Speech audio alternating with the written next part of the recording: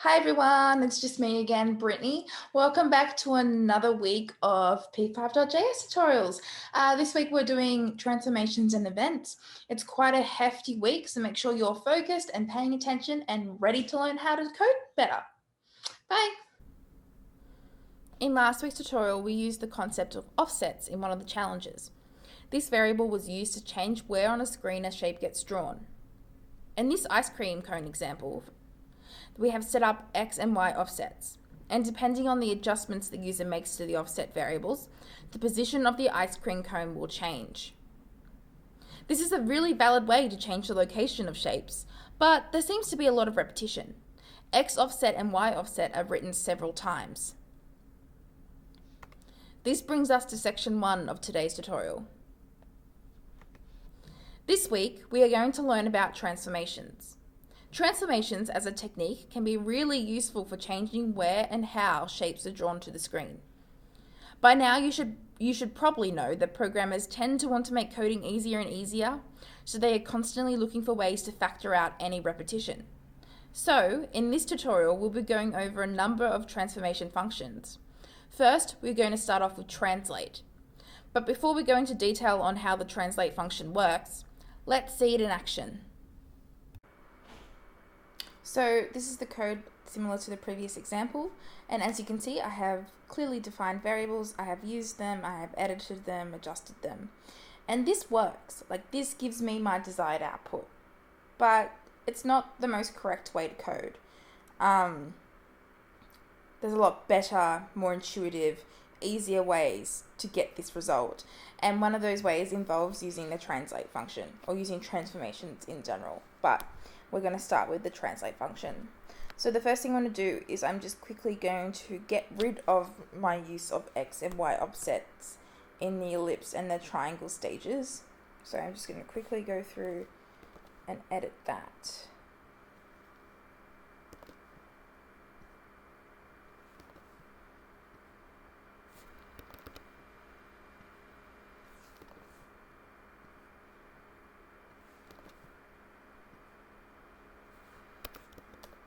Also going to make this just a little bit smaller just to match the picture and the example a bit more. Cool, so if I run this, yep, this is exactly what I wanted. It's on the side. So now I'm going to use the translate function. And the way I'm going to use the translate function is I'm going to make the parameters or the arguments the X and Y offset variables.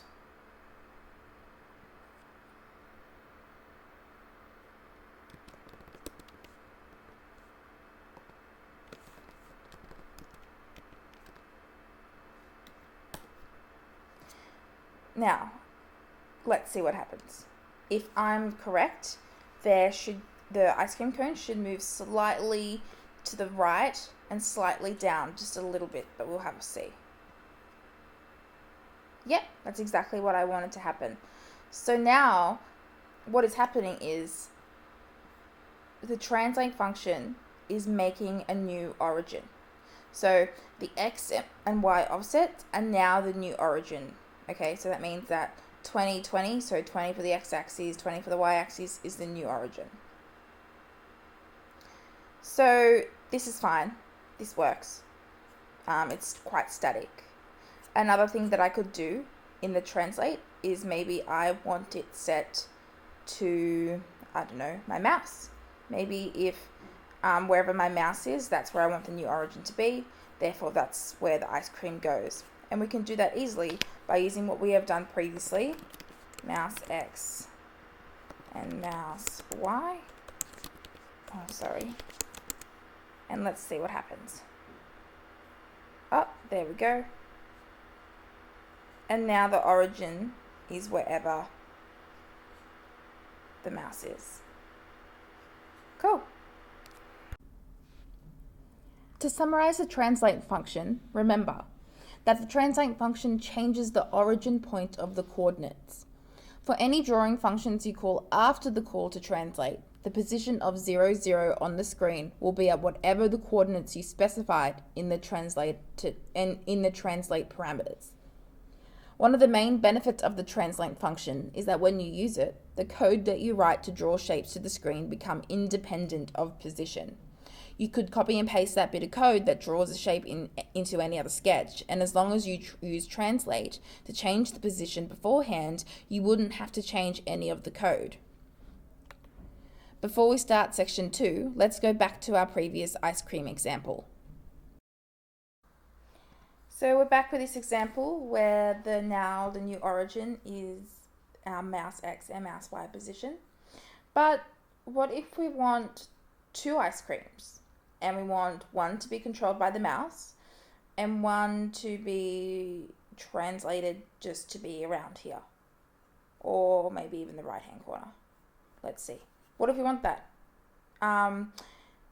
Let's have a go. Let's just fiddle and see what happens. Okay, so I'm just going to put a comment here and be like, first ice cream mouse, and this is all good. And then I'm just going to copy all this, and then I'm going to go second ice cream corner. Okay, and then I'm going to change my translate to 50-50, so it's all tucked away nice in the corner, the second ice cream. Let's just run it and see what happens. So we have 2 ice creams. That's exactly what I wanted. Let's see what happens when I introduce the mouse. Oh, they're both moving. Interesting. So let me explain that a little more for you. One thing to remember about transformations is that they accumulate. In previous examples, the first translate function moves the origin to the position of the mouse. The second translate doesn't reset the origin to 50-50, but instead resets the origin to 50-50 relative to what the origin was already set to. You might ask yourself, but Britt, surely there's a way around this. To that I say, of course there is. Having transformations accumulate can sometimes be useful, but most of the time we are wanting to isolate transformations so they are a part of the code, so that a part of the code will have its origins at one point of the screen, and another part of the code will have its origins somewhere else. There is a very easy way to do this, by using the 2 functions push and pop. In order to simplify this for you, imagine a conversation between push, pop, and p5.js.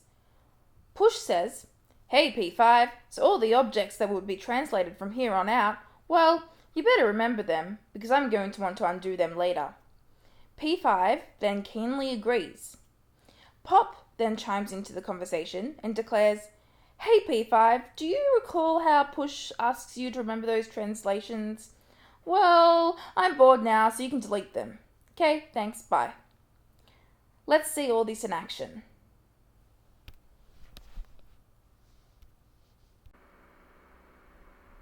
So as you can see, we have our 2 ice creams moving with the mouse. So remember what we just said, how when you use more than one transformation function, it accumulates. So now instead of this one being completely independent, the translate 50-50 is now relative to the first translate function, which is mouse X and mouse Y. So now the 50-50 is relative to that. So that's why there's that the 2 ice cream cones are in different positions following the mouse, because one of them is 50-50 position off the mouse X and mouse Y. So if we want to change that and we want one of them to follow the mouse and one of them to still be in that 50-50 position relative to the actual canvas, we will use what we just talked about, push and pop. Okay, so for both, we're going to start off with our push, and then at the end, we're going to pop it. Same thing for this one. We're going to start off with our push, and we're going to end it with the pop. Now let's run it to see what happens. There we go. So now we have exactly what we wanted. We want just one of them.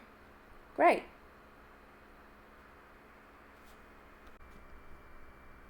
Just before we move on, I wanted to talk about tidying our code a bit and utilizing what we learnt last week with functions. So as you can see, I have two lots of code. They're pretty much exactly the same thing. The only thing different is the translate. So there's sort of unnecessarily build up of code here. We can easily fix that by making a custom function. So what I'm going to do is I'm going to make a function called ice cream. And then I'm just going to copy all of this into it. Sorry, that should have gone back. Put all of that into it and then get rid of this. And now we have our function ice cream. And now all I have to do is call ice cream in both sections.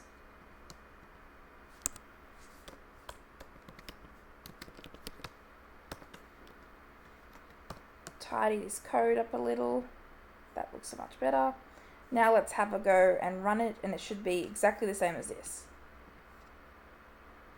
There we go, still works. So now, like, all we've done is make a function called ice cream. That's exactly the same code. Chucked it in there. So in our main block in the draw function, we just have to call it. It looks so much better already. Cool, we are good to move on. The next transformation function we'll learn about is rotate. Unlike the translate function that controls where the origin of the coordinate system is, the rotate function changes the orientation of the coordinates. As you can see in this example, in each iteration of the for loop, the call to the line is exactly the same. It's not changing any of its arguments. The only difference is the rotation. At zero rotation, a line from 0 to 0 appears to go from the origin to 400 pixels to the left. Rotating the coordinate system causes the origin to stay put, but the location of the arguments 400 and 0 to be rotated clockwise.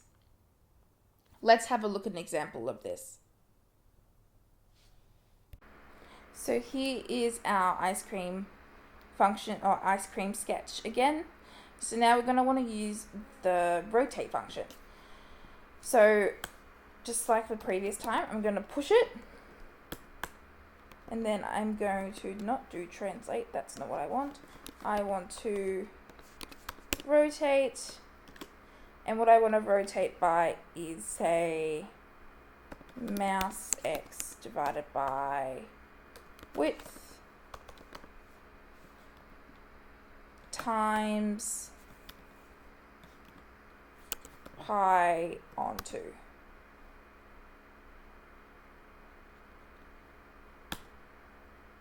That should be right. What I am aiming is for the ice cream to rotate the opposite direction to which the mouse is going. Let's see. Yep, there we go. So that's a nice little rotate. There's a lot of other cool things you can do with rotate. It doesn't have to be directly related to the mouse. It could be static. It could be animated. It's up to you, but this is just a cool thing. Oh, I forgot to pop it. Always, this is a PSA. Always remember to pop it. If you push it, you pop it. That's just the rule. Everyone knows that. So I didn't because I forgot, but make sure you do. It might not make a difference in something like this, but when you're coding for bigger programs and more complex programs, it will definitely make a difference. So what happens now if I want to add two transformations to the one object? So I want to transform this twice. Remember what I said before, that transformations accumulate, right? So the order in which we transform matters. So for example, if I want to translate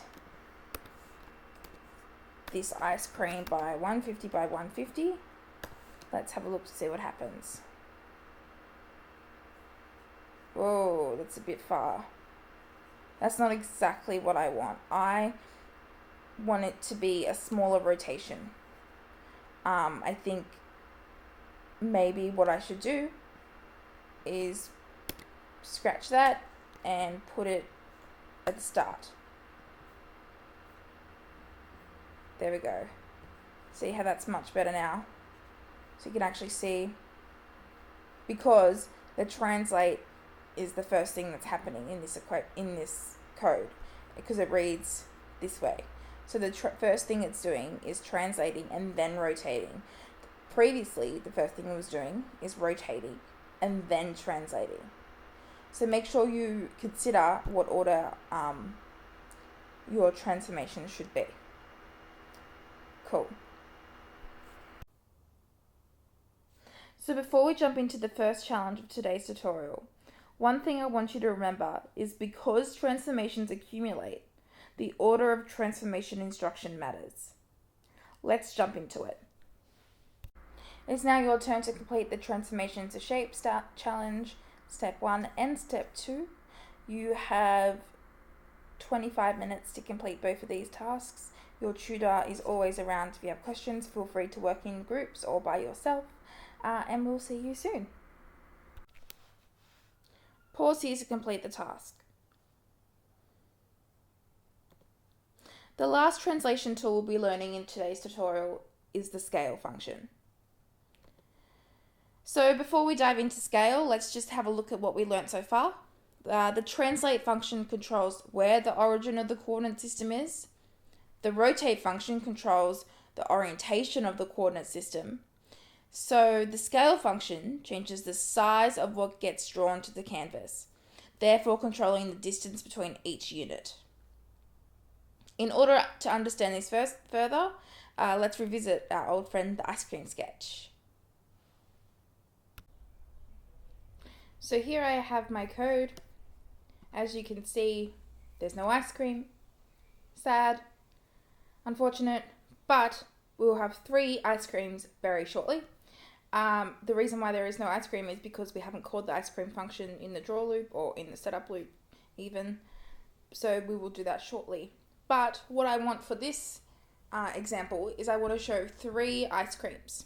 I want a small, a regular, and a large. So that means we're going to have to scale 3 different ice cream functions. So let's start with a small. First thing, cardinal rule, we have to push and therefore we have to pop. Sounds like a dance move, doesn't it, really? Then what we want to do is we want to scale. So I'm going to scale this at 0.5 just because I want it smaller than normal, and then I'm going to call my ice cream function. This can all be the same for regular, but because it's regular, 1 is the default. So I'm just going to scale it to 1. And for large, just going to fix this up. And for large, I'm going to do, let's do a 2. Let's try a 2. So let me run this and see what happens. Oh, so you can clearly see that there's 3, like 1, 2, and 3, but they're in the same position. So remember about what can be used to change the positioning, to change the origin. We can translate. So remember the order of things. Remember how you want to translate before you scale, so it's in the right size first. Okay, so what I'm going to do first is I'm going to translate. I'm going to translate. Oh, after the push, sorry. Translate. Let's give it 3020. And then copy, I'm just going to cheat and copy this over. And then I'm going to do, I want the same X origin, I just want to change the Y. So I'm going to try 100. And for the large, I want, say, 250. Let's just see, we might have to change it. That looks pretty alright, but let's see if we can just change the scale a bit.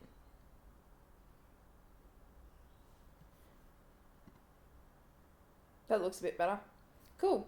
So as you can see, like, we can adjust the size and make it all fit on the canvas, but as you can see, we have 3 distinct sizes of ice cream. We have a small, regular, and large, whatever size you want. Obviously it's strawberry flavor, so if you don't like strawberry, I'm sorry, maybe you want to change it to white for vanilla. And they also translated at different origins. So yeah, cool. Before we move on, I just wanted to show you some other cool things you could do with scale and the transform function. So let's just say, for example, I want multiple ice creams on the screen at various locations, and I want them at different sizes. So we could do it how we've been doing it and just keep doing push pop, push pop, push pop, push pop. But as I said, programmers are a little bit lazy. So we're going to use a for loop. Now, we all should be familiar with for loops at this point. If you're not, I recommend going back and having a look at the for loop videos in week 2. But, so we're going to have a for loop with I to be 0 initially. And then we want to say, whilst I is less than 50. That's what we want our for loop to happen, like inside our for loop to happen, whilst I is less than 50. And then we're just going to increment it each loop. Okay, so now in this for loop, we're going to do the usual. We're going to push, and I'm just going to put a pop preemptively. So we have our push and pop now. Now what I want to do is I want to translate. So I want all these different ice creams at different spots, translated to different spots on the screen. So I'm just going to random width, random height, and then now, similar thing, right? We want different sizes. So now I want to scale, and I just want to scale it, say, random 1. So any, like a random number between 0 and 1. And then of course the last thing I have to do is call our function and pop it, which we've already done. And let's see what happens. Oh, that's cool. But this looks cool, but what if I now want, say, different colors? Well, easy. We're just going to go random.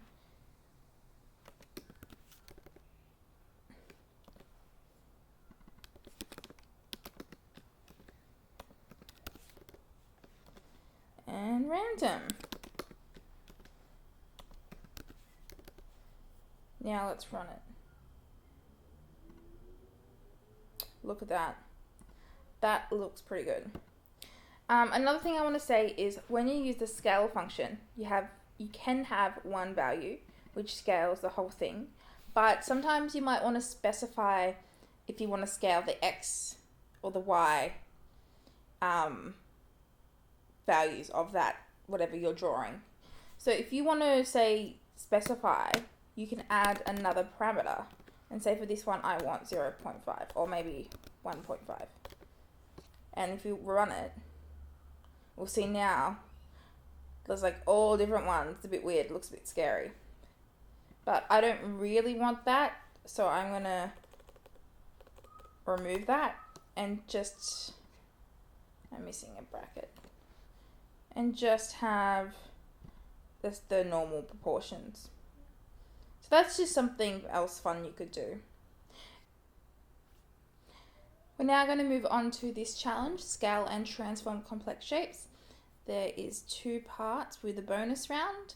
So be sure to ask your tutors if you have any questions. Go for it. Pause here to complete the task. The final topic we'll be discussing today is events. An event is triggered as soon as the browser has registered a user action. The most common events occur with mouse and keyboard inputs. Let's just jump straight into an example of this. So we have this example from the previous one, how it changes color and size depending on the scale. Just going to remove this scale so it looks a bit nicer. So now what we're going to do is we're going to put some events onto it. So maybe the first thing I can do is have it so the random color only appears when the mouse is clicked. Otherwise, it reverts back to that pink color. I think that sounds pretty cool. So let's work on that. So first thing I'm going to do is make an if statement in my ice cream function. Okay, so if, and then I'm going to go mouse is pressed, and it recognizes that because it's already a predefined event function. Then I'm going to put this inside my if statement. But if it's not pressed, so I need an else, I want to fill it with that normal color, that pink color, which should be 219.112.147. So that's the first thing I want. Let's see how that goes. Oh, good. Let's see what happens if I click. Oh, didn't work. That is because we haven't got a mouse pressed function. So we have mouse is pressed, but also remember there was another one, if you look back on the slides, there's an actual function called mouse pressed. I think that's how you spell it. Yeah. Cool. And in this function, all I want to say is when mouse is pressed, I want a loop. So let's have a go again. There we go. That looks pretty cool. Now maybe I want to change it up a bit. So now what if I want to play with the movement of my mouse? So what if my mouse is on this half of the screen, in the console here, it prints hello. If it's on the other half, it prints goodbye or bye. How about we do something like that? So just after our mouse pressed function, we're going to make a mouse moved function. In this function, we're going to do another if statement. So if mouse X is, say, so how big is the canvas size? 400. So if mouse X is bigger than 200,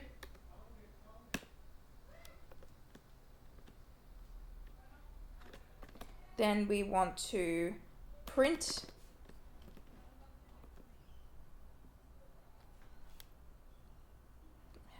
hello. Else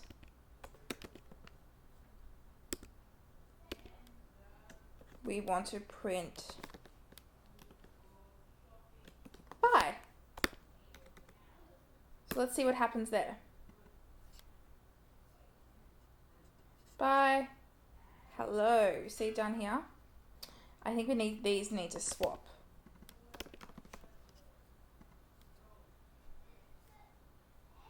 Yeah, that's, oh, I spelled bye wrong. Whoops. Let's have a look.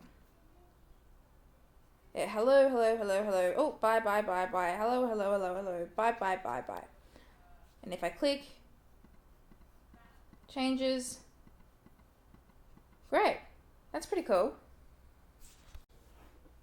Time for our third and final challenge of the day, the mouse events challenge. Again, there's 2 steps. Have a go at them and ask your tutors if you have any questions. See you next time.